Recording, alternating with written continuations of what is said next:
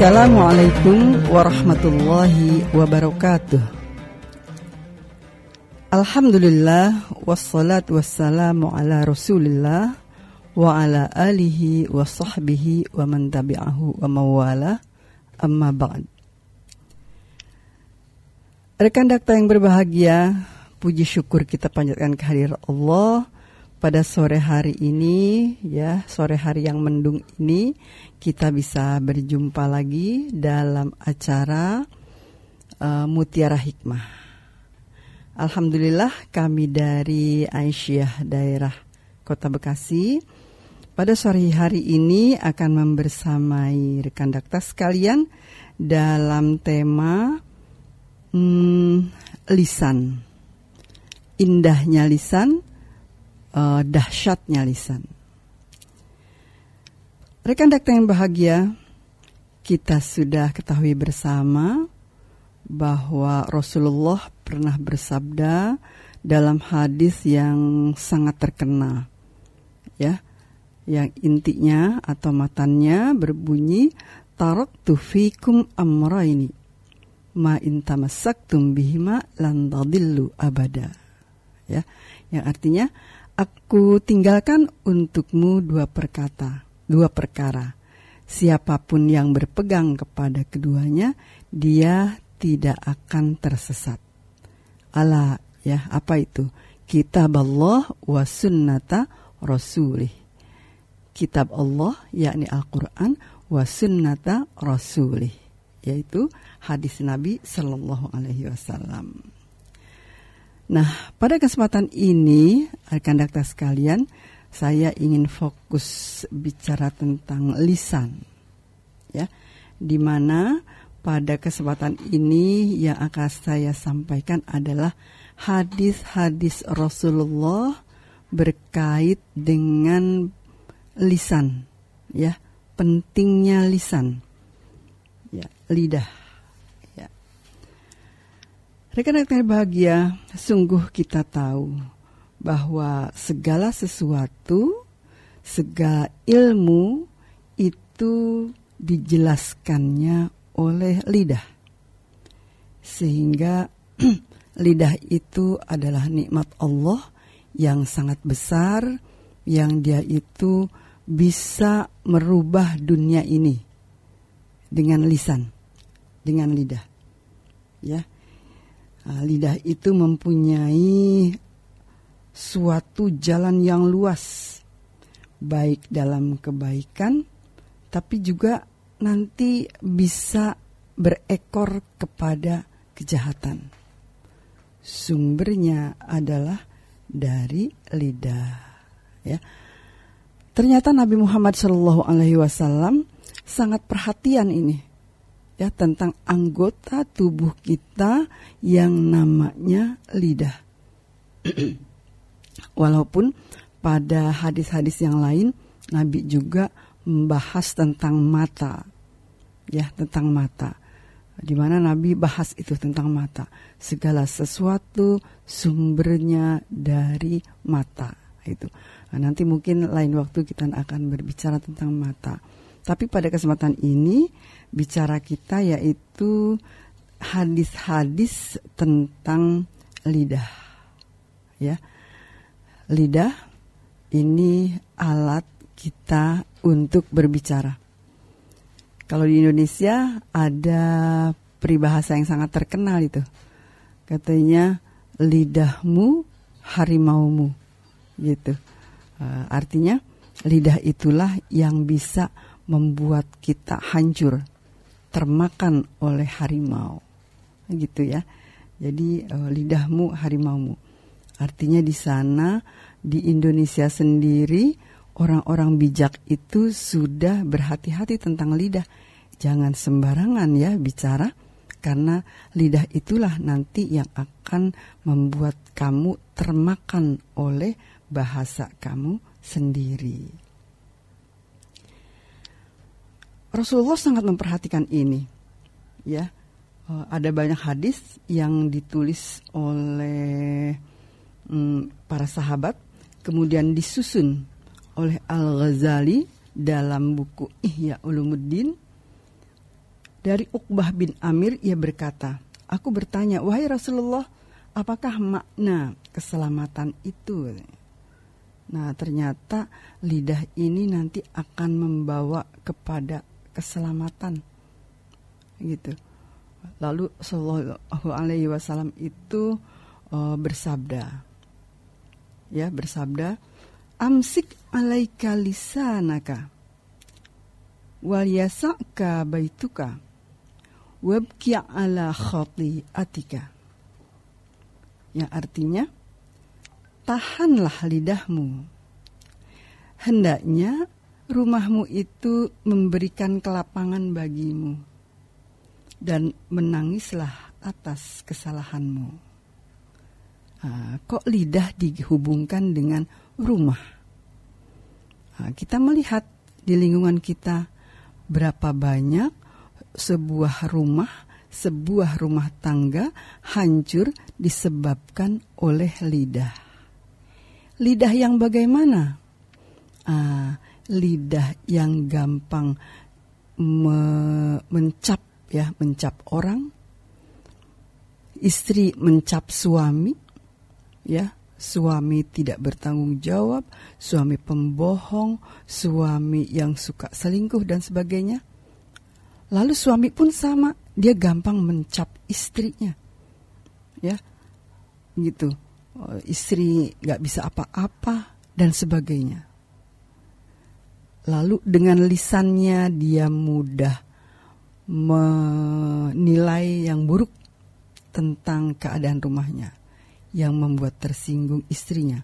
Begitu pula istri, yang tidak mau menahan lidahnya ketika suaminya ada dalam kondisi yang tidak diharapkan. Yang diharapkan itu biasanya ekonomi yang tinggi, keadaan keluarga yang senang dengan kehidupan dunia. Tapi ketika ekonominya pas-pasan, kadang ada istri yang tidak mampu menahan lisan untuk mengatakan, apa kamu gak kayak orang lain, lihat dong yang lain, gitu, udah bisa renov rumah, udah bisa ganti mobil, gitu, dan lain-lain. Dimana hal itu kadang bagi suami yang tidak sabar akan menimbulkan kemarahan, lalu rumah itu akan menjadi seperti neraka. Bahkan bukan cuma di rumah saja. Hal seperti itu pun terjadi di tempat kerja. Seorang pegawai yang banyak dicap bodoh, dicap nggak tahu diri, dicap nggak bisa mikir. Dengan beraninya di suatu saat dia menyimpan dendam. Ketika ada kesempatan majikannya dibunuh. Itu akibat lisan. Lisan. Kemudian ada hadis lain. Sahal bin Sa'ad As-Sa'idi berkata, bahwa Rasulullah itu bersabda, yang matanya berbunyi, man yatakaffali bima baina lihyaihi wa rijlaihi atakaffallahu bil jannah. Yang artinya, siapa saja yang menanggung bagiku apa yang ada di antara jenggotnya dan kedua kakinya, niscaya aku menanggung baginya surga. Nabi sampai bilang seperti ini berkait dengan lidah. Di antara dua jenggot itu maksudnya jenggot dan kumis. Jadi kata Nabi, siapa saja yang menanggung, yang menanggung itu menahan diri demi Nabi Shallallahu Alaihi Wasallam, yang memberikan contoh apa yang ada di antara jenggotnya, jenggot itu, jenggot yang di bawah dan juga yang di atasnya. Dan juga yang menjaga antara dua kakinya, kaki kanan dan kaki kiri. Dijaga artinya antara kaki kanan dan kaki kiri adalah kemaluannya. Niscaya aku menanggung baginya surga. Ya. Nah, saat ini kita melihat banyak sekali orang yang bangga untuk komen. Ya, komen. Kalau nggak komen tuh gatal rasanya. Komen itu kan datangnya dari lisan. Tapi karena sekarang lisannya tidak selalu dipakai, pengganti lisan itu jari. Tapi sesungguhnya jari itu perwakilan dari lisan. Ya, akibat dari jari jemari itu bisa terjadi pertengkaran, bisa terjadi hal besar sampai ke pengadilan, ya, sampai antara suami istri ada yang bercerai, antara teman ada juga yang berpisah. Lalu yang kedua kata Nabi, yang suka menjaga kemaluannya akan ditanggung sorga. Saat ini sangat menyedihkan sekali kalau kita melihat berita, ya, pergaulan laki-laki dan perempuan. Mereka karena sama-sama senang, pulang dari mana-mana, pulangnya tidak ke rumah, tapi pulang ke mana ya? Ya, bisa jadi tempat yang bisa disewa. Apakah itu hotel ataukah lebih kecil dari hotel? Mereka pulang ke sana lalu tidak menjaga itu antara kedua kakinya. Yang perempuan merasa biasa aja, nggak apa-apa. Yang laki-laki pun merasa nggak apa-apa, sekarang sih nggak apa-apa. Seperti itu. Ya, sampai kalau kita pernah dengar survei di kota-kota besar, di atas 50% anak gadis katanya sudah tidak gadis lagi. Masya Allah. Ini sangat dikhawatirkan oleh Nabi Muhammad. Kenapa Nabi Muhammad sampai bilang seperti ini? Karena ada kemungkinan umat nanti tidak menjaga kemaluannya. Dia bergaul merasa biasa aja, nggak apa-apa, ya, tidak apa-apa, sampai kepada hubungan seperti hubungan suami istri, padahal belum nikah. Dan yang lebih parah lagi, orang yang sudah bersuami, orang yang sudah beristri, kalau kita mendengar dari berita, orang yang sudah bersuami, dia tidak menjaga kemaluannya, bermain dengan laki-laki yang juga sudah beristri. Dan laki-laki yang sudah beristri pun tidak merasa dia itu sudah cukup dengan istrinya. Apa iya? Banyak buktinya. Ya. Akibat seperti itu terjadi kecemburuan. Ketika terjadi kecemburuan, akhirnya dibunuh itu orang yang dicemburui itu. Dan tiap hari kita lihat di TV ada berita seperti itu. Seorang laki-laki membunuh kekasihnya karena cemburu. Karena kekasihnya berhubungan juga dengan temannya, teman laki-laki yang lain. Begitu pula perempuan ya cemburu dengan pacarnya, padahal dia sudah punya suami. Na'udzubillah min dzalik. Ini kondisi tidak menjaga kemaluan. Kalau itu dijaga, kata Nabi, aku tanggung baginya surga. Ya, jadi pertama Nabi bicara tentang lidah, dilanjutkan dengan yang hebat sekali, itu menjaga kemaluan. Di mana hal ini sudah terjadi, ya, rusaknya moral saat ini. Saya sangat sedih sekali mendengar orang yang bicara enakan main sama yang udah punya suami gitu ya, nggak ketahuan. Masya Allah, seolah-olah itu tidak ada pertanggungjawabannya di hadapan Allah. Padahal kalau secara Islam, orang yang sudah beristri lalu dia berzina dengan perempuan, itu kalau benar-benar dilaksanakan hukum Islamnya, dia itu memang harus dirajam. Apa itu rajam? Ya dicambuk sampai mati. Tapi di Indonesia nggak ada ya, nggak ada hukum seperti itu. Kalau kita laksanakan katanya tidak berkemanusiaan. Kalau di Al-Quran itu hukuman seperti itu menghidupkan yang lain, ya, yang tadi harusnya mati tapi tetap hidup karena dia terjaga dari perbuatan yang salah. Ya. Nah, kemudian lisan ini termasuk, menjaga lisan ini termasuk adalah akhlak yang baik. Dia sampai kepada derajat takwa itu dengan cara menjaga lisan. Ya, Nabi pernah berkata, ya, bersabda dalam hadisnya yang matannya berbunyi, taqwallah wa husnul khuluq. Ya, taqwallah wa husnul khuluq. Ketika dia mengatakan tentang sebesar-besar apa amal apa, ya, yang bisa memasukkan kita ke dalam surga. Lalu jawaban beliau tuh matannya berbunyi, takwa kepada Allah dan baik budi pekerti, akhlak. Akhlaknya itu dikaitkan dengan lisan. Ya. Lalu kalau kaitannya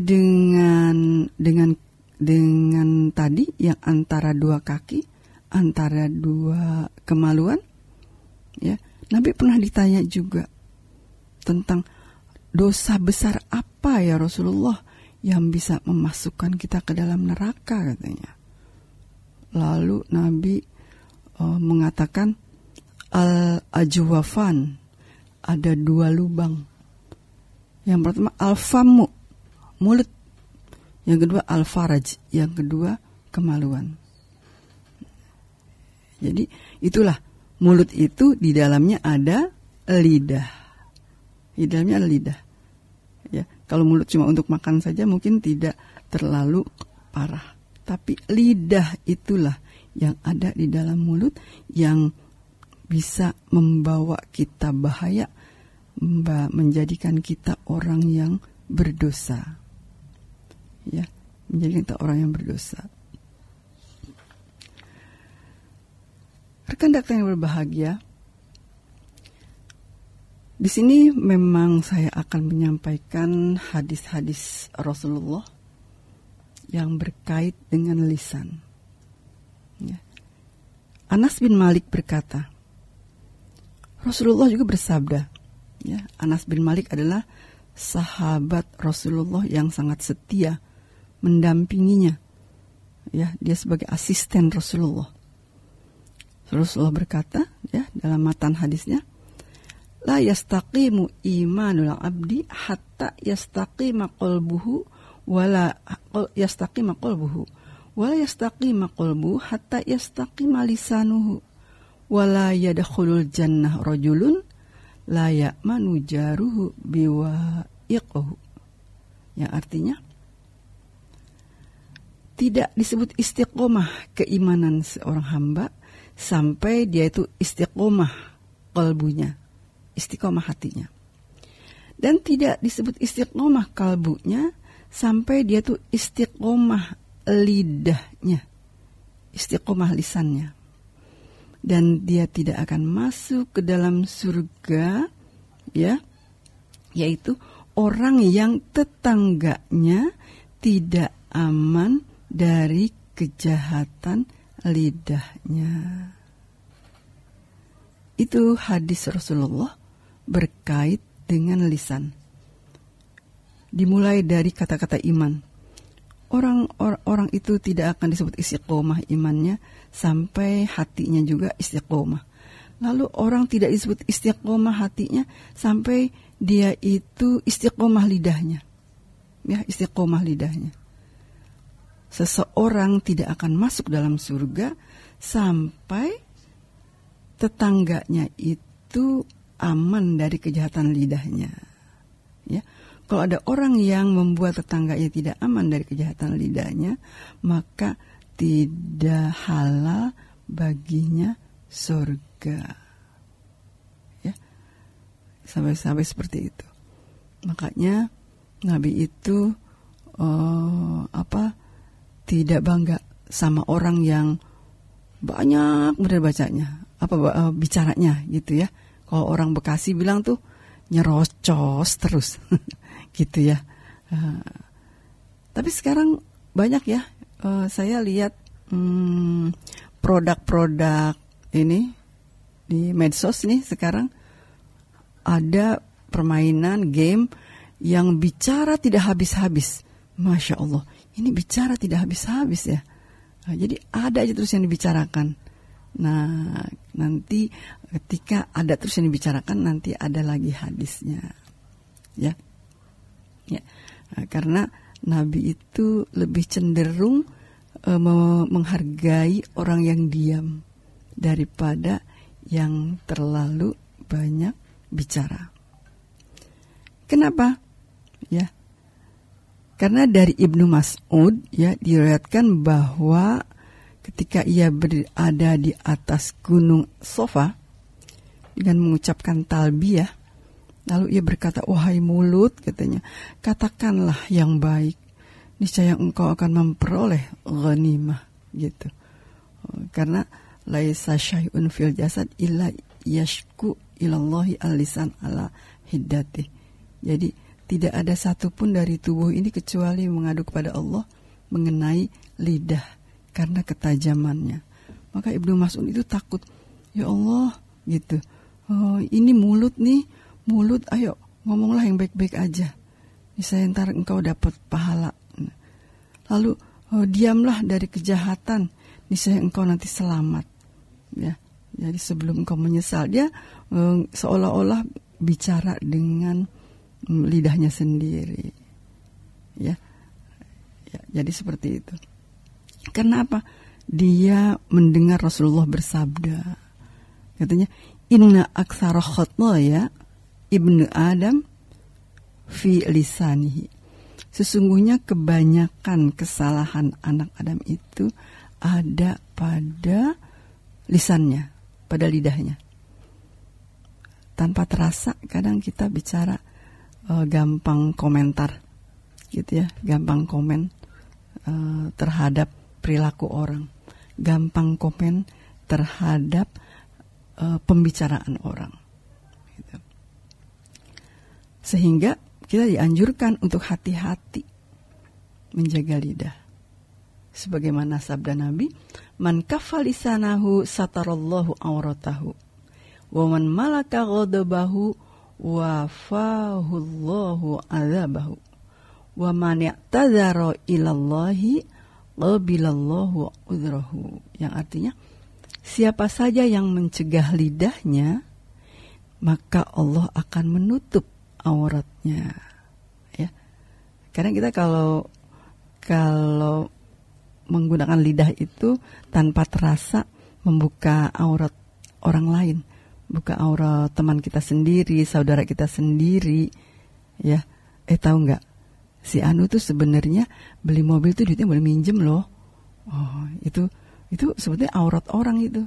Si Anu renovasi rumah duitnya minjem ke sana loh. Ih, banyak bener gitu. Nah, lalu kata Allah, siapa yang menjaga aurat, menjaga lidahnya, Allah akan menutupi auratnya. Lalu siapa yang menjaga kemarahan, menjaga marah untuk tidak marah, maka Allah akan melindunginya dari siksanya. Dan siapa saja yang mengukan alasan kepada Allah, niscaya Allah akan menerima alasannya. Maksudnya Allah itu menghargai, ya Allah, aku seperti ini, ya Allah, maafkan aku ya Allah. Seperti itu. Tapi Allah mengatakan di hadis ini, pertama jaga lidah, ya. Yang kedua jangan marah. Jangan marah. Ya. Rekan dakta yang bahagia, masih kita membaca hadis-hadis Rasulullah. Dari Abu Sufyan bin Sulaiman berkata, Rasulullah bersabda, "Ala ukhbirukum bi aisaril ibadah wa ahwaniha alal badan. As-sumtu wa husnul khuluq." Artinya, maukah kamu aku beritahukan hal yang paling mudah dalam ibadah dan paling ringan di badan, gitu. Jadi Nabi itu suka suka membuat hadis itu yang komunikatif.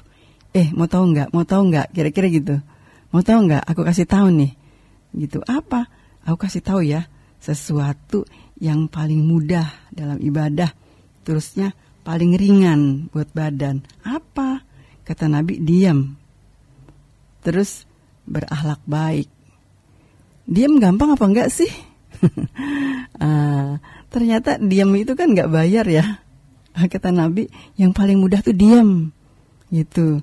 Aku kasih tahu ya, katanya. Ibadah yang paling bagus tuh diam. Gitu. Terus yang kedua, wa husnul khuluq, dan berakhlak baik. Jangan gampang ngatain orang, ya. Itu namanya akhlak yang baik. Jadi itu hadis yang komunikatif. Kalau Nabi suka seperti itu. Sedangkan hadis Nabi berkait dengan diam yang dikaitkan dengan hari kiamat itu terkenal sekali. Terkenal sekali hadis Nabi yang berkait dengan lisan terus dikaitkan dengan hari kiamat.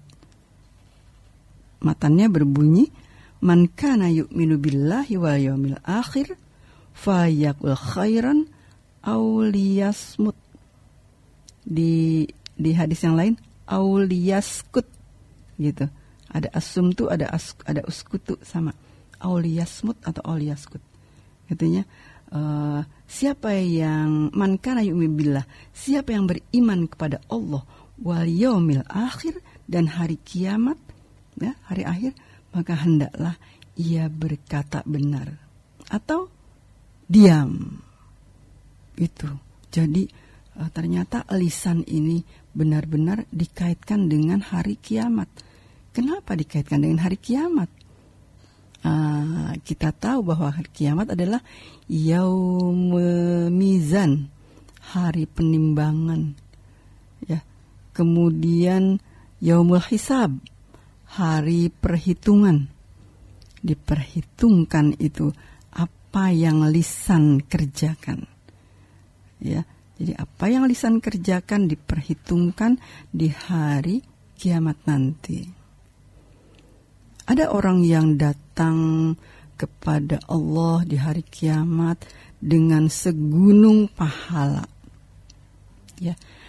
Pahala zakat, pahala puasa, pahala haji, ya mungkin. Tapi ketika dia mau masuk surga, ada yang usul, ya Allah, aku nggak rela dia masuk surga. Kira-kira gitu bahasa ininya, bahasa bebasnya. Kenapa?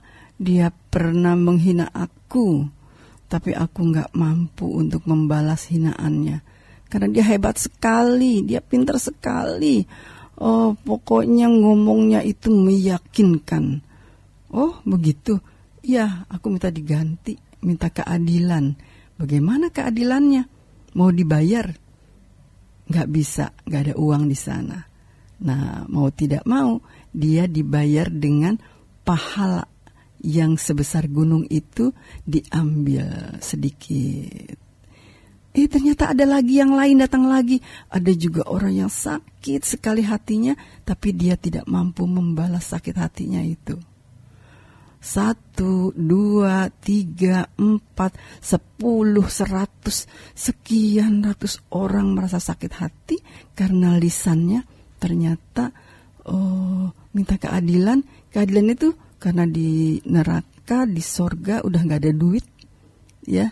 Di hari kiamat, hari pertimbangan, hari perhitungan itu tidak ada duit, maka pahala yang diambil. Akhirnya sampai pahalanya habis masih antri itu, ya, yang kecewa dengan omongannya. Karena dia pintar sekali memutarbalikkan fakta, dia pintar berbohong dan sebagainya. Sampai pahalanya habis masih ada yang antri minta keadilan. Nah, pada saat itu dia yang minta keadilan ini bukan dikasih pahala, tapi dosanya dipindahkan kepada orang yang tidak mampu menjaga lisan. Jadilah dia orang yang bangkrut. Jadi dalam Islam itu kalau ditanya siapa orang yang bangkrut itu, yaitu orang yang datang kepada Allah dengan segunung pahala, tapi banyak orang yang minta keadilan di hadapan Allah sampai pahalanya habis, akhirnya dosa orang lain yang ditumpahkan kepadanya. Na'udzubillah min dzalik. Rekan dakta yang berbahagia, hadis lain yang berkait dengan dengan lidah, ya, dengan lidah itu antara lain Rasulullah bersabda, Innallaha inda lisani kulli qailin falyattaqillah, ya, umuru, ya, alima ma yaqul, yang artinya sesungguhnya Allah itu bersama setiap orang yang berbicara dengan lidahnya. Maka hendaknya bertakwa kepada Allah yang mengerti apa-apa yang dikatakannya. Bertakwa pada Allah, ya, falyattaqillahimruun, gitu. Maka hendaknya bertakwa kepada Allah dan mengerti apa yang dia katakan. Jadi jangan asal ngomong istilahnya, ya. Pembicaraan kita ada pertanggungjawabannya di hadapan Allah. Ada hadis lain yang berbunyi, Inna lisanal mu'min wara'a qalbih, fa idza arada ayyatakallam bi syai'in tadabbarahu biqalbih thumma amdahu bilisanihi. Wa inna lisanal munafiq amama qalbih, fa idza hamma bi syai'in amdahu bilisanihi wa lam yatadabbarhu biqalbih. Yang artinya, sesungguhnya lisan orang mukmin itu berada di belakang kalbunya. Ya, di belakang kalbunya. Lisan orang mukmin berada di belakang kalbunya. Apabila ia ingin mengatakan sesuatu, ia pertimbangkan dengan kalbunya. Hatinya akan bicara, bagus apa enggak ini ya? Ini mengecewakan orang enggak ya? Ini bermanfaat enggak ya kalau kita bicara? Gitu. Nah, setelah pertimbangan hati, kemudian ia lakukan itu dengan lidahnya. Diucapkan, oh iya ini bagus nih. Sampaikan aja. Saya sampaikan, bismillah, saya sampaikan ucapan yang bagus ini. Itu lisan orang mukmin. Lalu yang berikutnya, inna lisanal munafiq. Sesungguhnya lisan orang munafik itu berada di depan kalbunya. Ya, yang penting ngomong dulu, gitu. Yang penting ngomong dulu, masalah hati enggak dipentingkan. Ya, kalau ia ingin mengatakan sesuatu, dikatakan saja dengan lidahnya dan tidak mempertimbangkannya dengan hati. Ya, jadi rekan dakta sekalian, kalau kita mendengar orang bicara, oh saya mah yang penting keluar aja dari mulut saya. Kalau udah keluar mah udah bebas, gak ada apa-apa lagi, gitu. Oh, bahasa seperti itu bahasa yang harus kita hati-hati. Jadi ada orang yang saya mah cuma di mulut aja katanya. Ngomongnya nyakit gitu, nyakitin. Padahal mah enggak. Saya mah kalau udah keluar udah lupa katanya, enggak ada apa-apa. Udah bebas. Oh, bebas untuk yang bicara, tapi untuk yang mendengar, yang mendengar itu betapa pedih, betapa sakit, dia menahan perasaan di rumahnya sendiri. Ya Allah, sampai segitunya ya dia ngomong pada saya gitu. Tapi yang bicara merasa bebas. Enggak, gue sih yang penting ngomong katanya. Asa ngomong aja. Yang penting blak gitu. asal jeplak istilah orang Bekasi. Ternyata asal jeplak itu kok secara Islam itu tidak benar. Kata Allah itu namanya, kata Nabi itu, orang itu mendahulukan lidah daripada hati. Harusnya kita mendahulukan hati baru lidah. Nah, kalau itu kan kita nimbang-nimbang dulu. Kalau saya ngomong kayak gini, kira-kira dia kecewa apa enggak ya? Jangan saya aja kalau dibilang gitu sakit. Nah, akhirnya kan tidak jadi kita mengucapkan kalimat yang kalimat yang menyakitkan hati orang lain. Jadi hati-hati kepada kita yang saat ini kadang merasa bangga kalau bisa ngomong blak gitu ya di hadapan orang, terus tertawa terbahak-bahak. Yang penting gue udah ngomong kayak gitu ya. Nah, itu ternyata tidak mulia dalam agama. Apalagi kalau ditambah dengan cercaan, lalu dikomentari, bilang ke teman yang lain, tau nggak, gue ngomong kayak gini, merah tuh mukanya. Oh, itu sih udah lebih ya, lebih itu udah 2 kali. Selain berkatanya tanpa rasa, lalu yang kedua memang merasa puas ketika ada orang malu di hadapan orang lain, merasa puas ketika ada orang jatuh harga dirinya di hadapan orang lain, dan itu akibat lidahnya.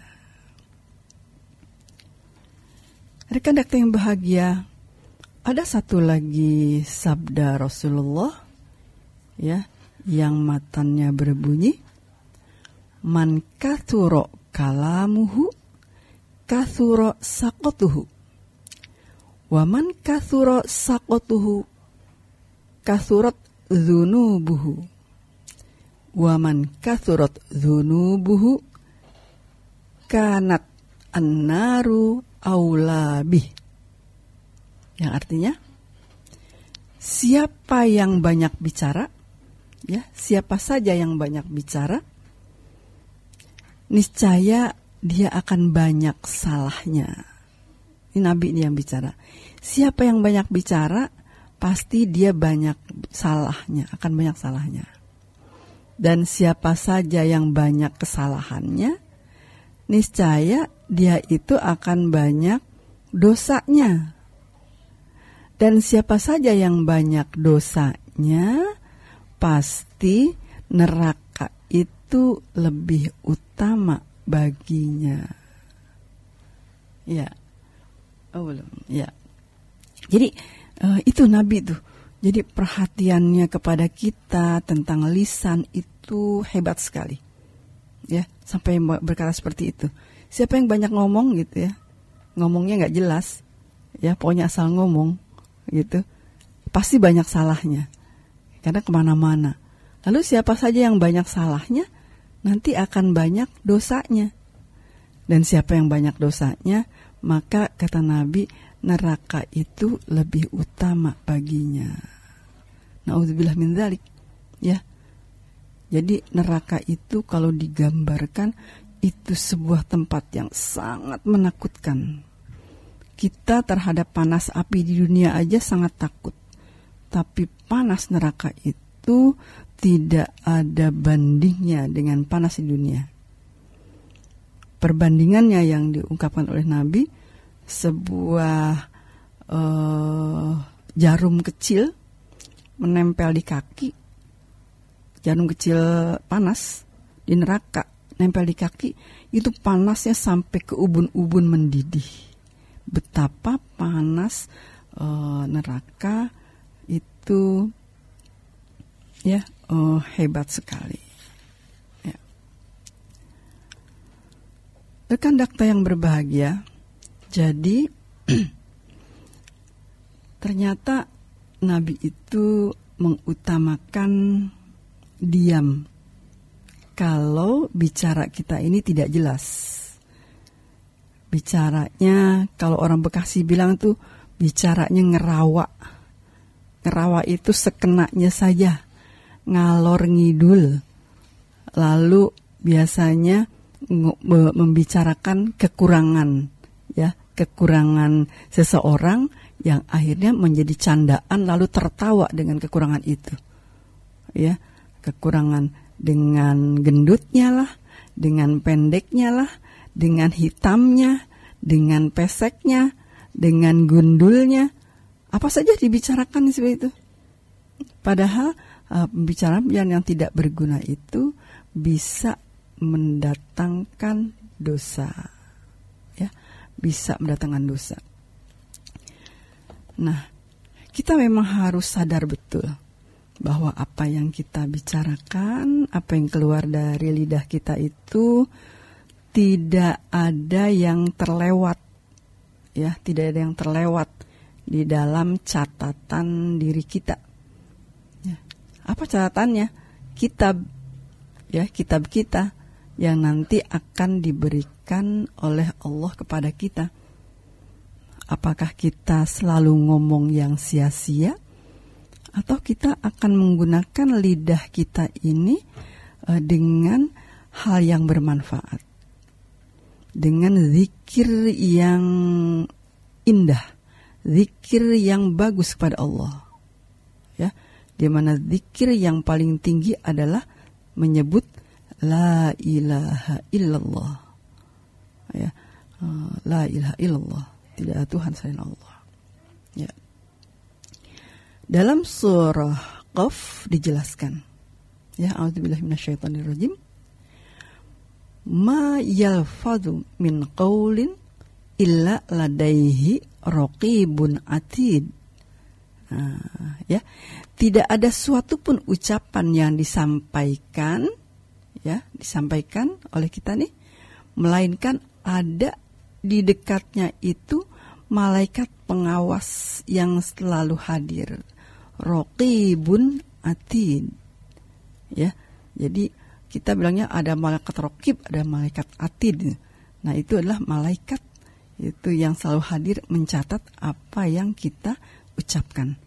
Jadi tidak ada sedikit pun ucapan kita yang terlewat, ya. Sehingga Rasulullah bersabda, man somata najah, katanya, najaha. Siapa yang diam, dia pasti selamat. Maksudnya bukan diam melihat kesalahan pun diam, ya, bukan melihat, tapi diam dalam arti tidak sembarangan bicara. Rekan-rekan yang berbahagia, jadi pada kesempatan ini saya baru hanya menyampaikan hadis-hadis Rasulullah yang berkait dengan lisan. Mudah-mudahan suatu saat bertemu lagi, nanti kita akan menyampaikan kesimpulan-kesimpulan tentang hadis-hadis itu, ya, secara teoritis. Mungkin inilah efeknya, inilah yang harus kita hati-hati dan sebagainya. Nah, itu akan insya Allah akan kita sampaikan di pertemuan yang akan datang. Mohon maaf atas segala kekurangan. Sampai di sini yang bisa saya sampaikan. Billahi taufiq wal hidayah. Wal afu minkum. Wassalamualaikum warahmatullahi wabarakatuh.